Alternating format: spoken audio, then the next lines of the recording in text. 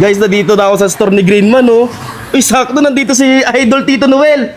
Idol Tito Noel! Kamusta po? Napapanood kita sa social media, idol na idol po kita. Tapos nabalitaan ko, may negosyo ka na po, meron ka ng pasalubong store, ah. Thank you. Gusto ko lang malaman, magkano po ba yung mga pastillas nyo po? Ayan yung mga pastillas natin, dito sa physical store, mabibili lang siya sa halagang 70 pesos. 100 grams na yun, ha? Uy. 100 grams na. At syempre, meron din tayo sa online app, sa online store, na mabibili sa ibang presyo nga lang. Kasi meron tayong mga ginagamit na materyales, ganito ganyan. Kasi deliver din eh. No? Oo. Okay. Tsaka at the same time, kapag ka bumili kayo sa online, naka-jar. Naka-jar. Yung inyong ma-avail. Ma-avail na pastillas. Ano tawag dito? Kung gusto mo, mag-ano ka muna, pre-taste ka muna. May pre-taste! Oo, syempre. Ito. Uy. Pre-taste. May pa-pre-taste, ha? Yan. Ito, ube? Ube Oo, flavor? ube flavor. Tapos yung sunod, pandan. Ito, original milky. Ito, milky. Ito naman, melon. Melon. At isa sa the best natin, yung strawberry. Strawberry, sakto. Sikat na sikat yung strawberry dito sa Baguio. Meron din pala kayo nito.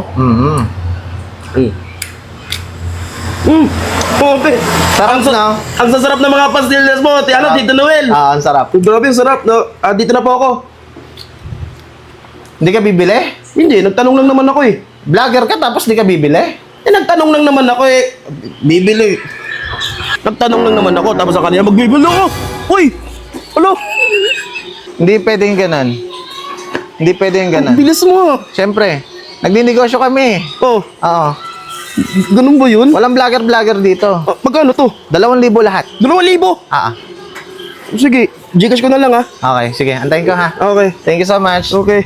Bago pala kami bumaba sa Baguio, dumaan pala muna kami dito sa pasalubong store ni Tito Noel. Syempre, bago umuwi sa Manila, kailangan may daladala kang pasalubong na galing dito. Kaya dali-dali na pala ako pumasok para i-check kung anong mga produkto ang binebenta niya dito. Iba't ibang klase mga produkto rin ang mga binebenta niya dito, guys, kaya marami kayong pagpipilian kapag dito kayo bibili ng pasalubong. At ang pinaka main product niya dito ay pastillas na sila mismo ang gumagawa. Malinis ang paggawaan nila ng pastillas, kaya makakasiguradong malinis ang kakainin mo. May iba't ibang flavor siya ng pastillas na ino-offer dito. Hindi lang pastillas ang meron siya. Meron din siyang chili oil na saktong-sakto ibagay sa mga pagkain pag nandito ka sa Baguio kasi malamig dito. Panglaban to. Meron din siyang yema spread. Masarap to ipalaman sa tinapay. At kung hindi naman kayo makakapunta sa kanilang physical store, pwede ka mag-order online. Ilalagay ko na lang sa comment section ang link para makapag-order kayo. Kahit wala kayo dito sa Baguio. Meron din pala siyang ino-offer na mga kiniing dito. Tito Noel,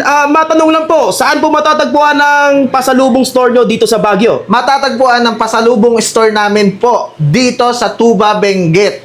Marcos Highway Tunnel. Kung kayo po ay papunta ng Baguio City, bago po mag Marcos Highway Tunnel, at kung galing po kayo ng Baguio City, pagkatapos ng tunnel. At masasearch nyo rin po yan sa Google Map. I-search nyo lang po Tito Noel's Pastillas. Open po kami from 8 a.m. to 8 p.m. po. Dito sa Tito Noel's Food Products Store. Marami po kayong mapagpipilian dito, pero ang pinaka main product po natin dito ay ang aming pastillas. Na meron po kaming original milky, strawberry, melon, buko pandan at ubi flavor. Ube. Ayan. At syempre, marami po kayong mapagpipilian dito na iba't ibang product na kasama po namin na nagsisimulang mga nagninegosyo. Ayun. At kung naghahanap din kayo ng transient, meron din po kami mga transient dito sa tabi ng store namin. Kaya kung kailangan nyo, daan na po kayo. Ubi sarap. 70 pesos lang ito mabibili mo pag dito ka sa may physical store, pupunta. Strawberry sweet. Bango. Okay rin. Sakto yung tamis, di nakakaumay.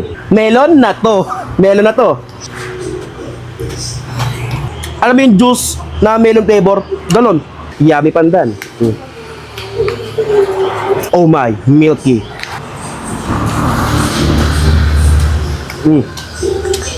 Eto yung pinaka-paborito ko na pastillas si Tito Noel. Yung milky flavor. Okay. Lasang-lasa yung gatas, yung milk.